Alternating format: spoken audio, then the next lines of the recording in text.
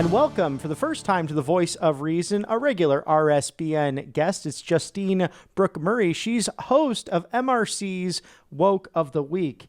Justine, I'm just really amazed by the New York Times.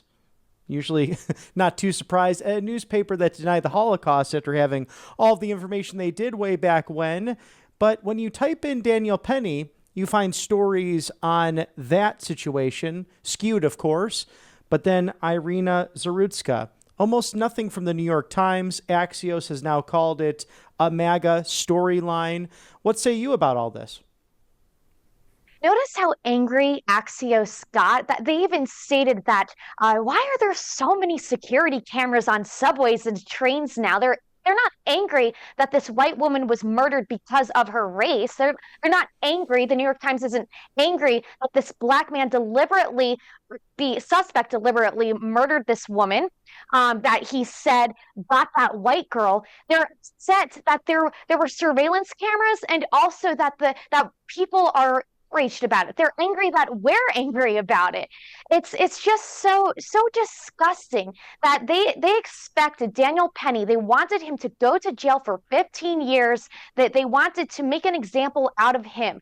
The typical white man bad example out of somebody who defended subway passengers from a bloodthirsty thug. Meanwhile, a bloodthirsty alleged killer is seen as this intersectional victim, and it's the right wing's fault for expressing outrage over something that anyone should be outraged about. And as I've been saying to Benjamin Crump, Al Sharpton, the race baiters, what say you in all this? Because it should be equal across the board, but we know certain people have an agenda with this.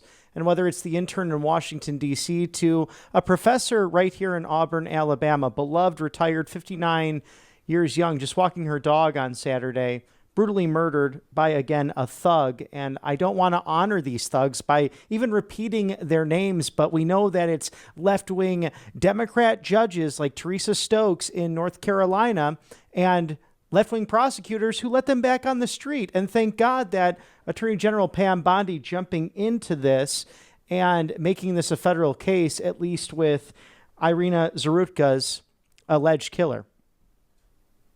There's a war on white women in this country. There is a war on white people in our society, and the legacy media, they're looking it on. And it deep down, I truly believe, and they even express it, that they believe murdering white people just for being white is a form of restorative justice. So our cities are not allowed to be safe. You and I are not allowed to walk down the streets of DC or Chicago or New York and feel safe because he believes, oh, well, some people can't have nice things, and that every bum, every bloodthirsty thug, every crackhead is a victim of society, and they're usually these intersectional victims. They're always the favored race, and they're always victims of the bad white man.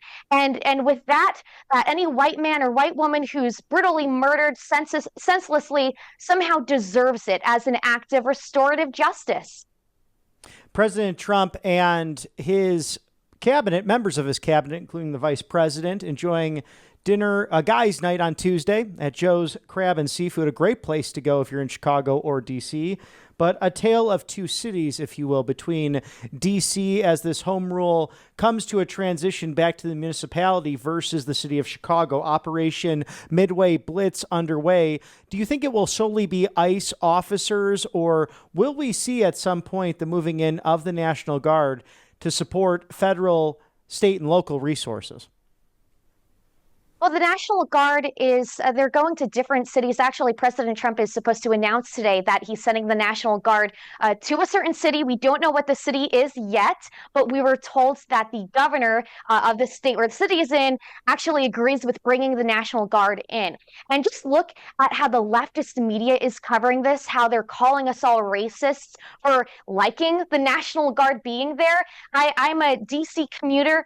I commuted back home to Jersey for the weekend the other day, and I was in Union Station for the second time where the National Guard was actually stationed, and it was completely safe. I've never seen it that way before. Usually I can't even get through the door without being followed by some salivating bum or some creepy crackhead, you kind of have to play dodge a vagrant in order to safely get to your stop. And that was the case with the metro. Look at so many stories coming from women who feel like they have to stand a certain way, myself included, on the subway. I worked in New York for a couple of years, and on the metro, just to avoid getting shoved on a platform. And for some reason, just wanting senseless, excuse me, for some reason, wanting common sense in our blue cities makes you a horrible bigot.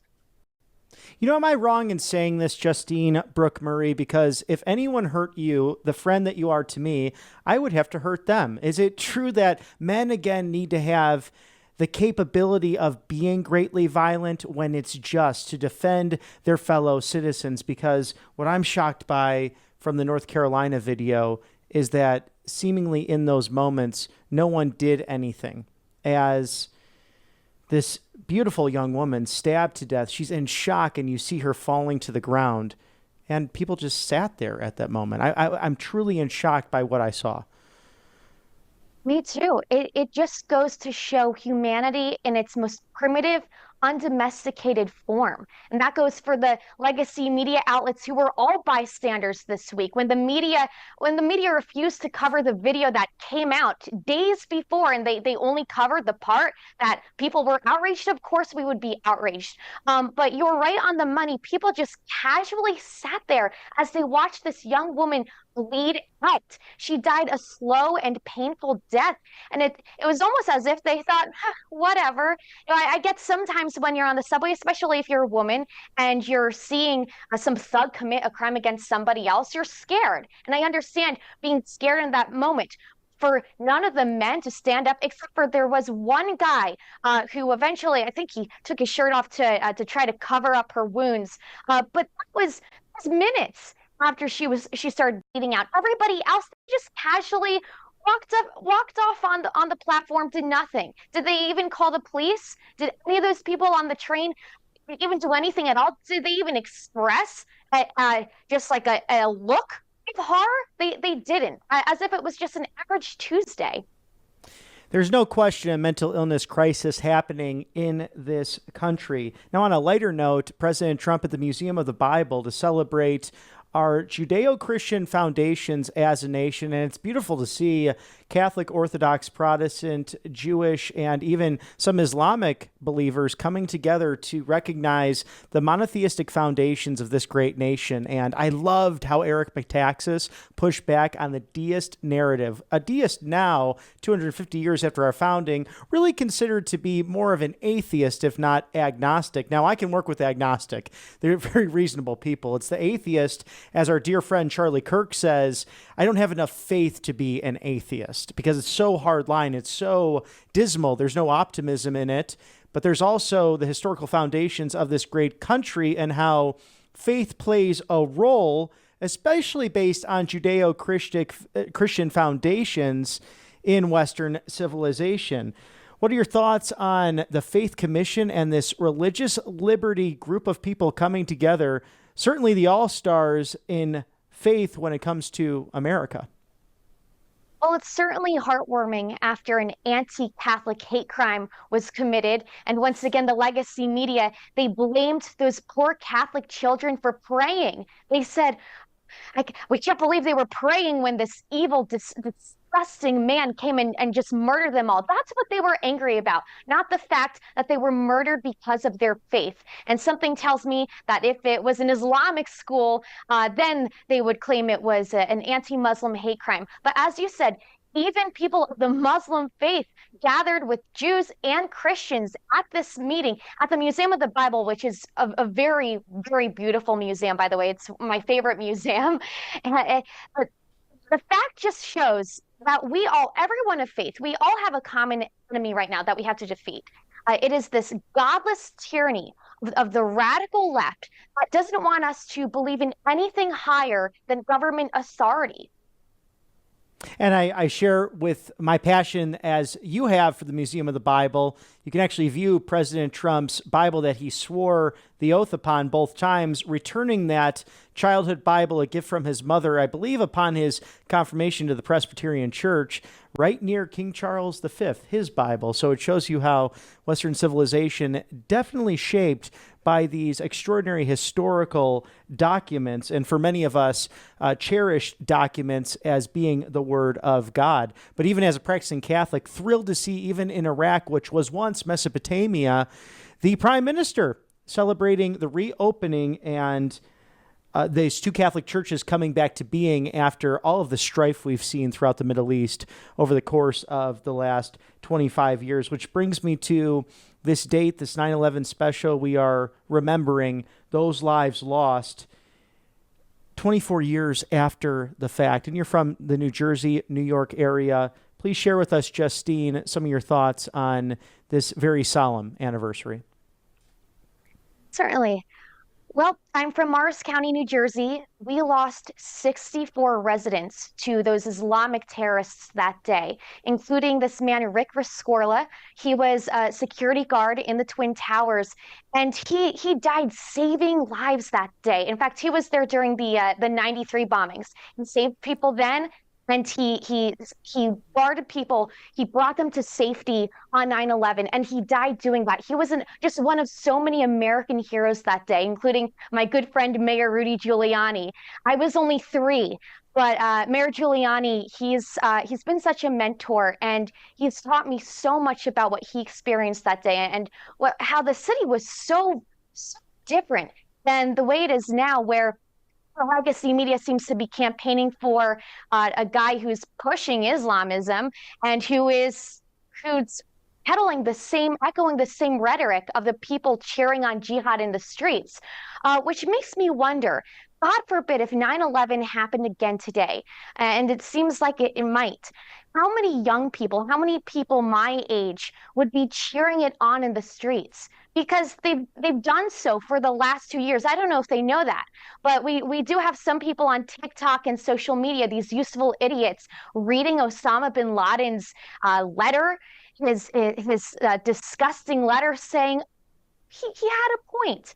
And then you have New York Times. They just wrote a puff piece a couple of months ago on Hassan Piker, who is this champagne socialist influencer. He's related to someone from the Young Turks, of course. I remember him I call him an ogre for the nickname. But he said America deserved 9/11. You have the New York Times puddling this puff piece about him, and then you also had Rolling Stone listing him as a top influencer, and he is a top influencer. Unfortunately, he's encouraging a lot of young people to support jihad and to support the very ideology behind what happened on 9/11. It makes us remember that radical Islamic terrorism and this communist big government socialism, a truly unholy alliance that kills in the name of God and controls in the name of a number of different things. And we have that represented, sadly, in the Democrat nominee for mayor of New York City. But there is hope in people like America's mayor, as you mentioned, Justine, soon to be recipient of the Presidential Medal of Freedom, and we hope that his recovery is swift and fast, as again, he was helping someone in New Hampshire when involved in that car wreck just a few weeks ago. So our thoughts and prayers with America's Mayor, Rudy Giuliani, and thank you, Justine Brooke Murray of the MRC, a great host, Woke of the Week. Catch all of her great content, and where can we find that? Certainly, you can go to MRCTV.org. We are also on Twitter, now called X, at the MRC, and also at MRCTV. You can also find our Newsbusters sister page at Newsbusters on X. Thank you so much for joining us on The Voice of Reason and for remembering not only common sense, but this very solemn anniversary. Thank you for having me, as always.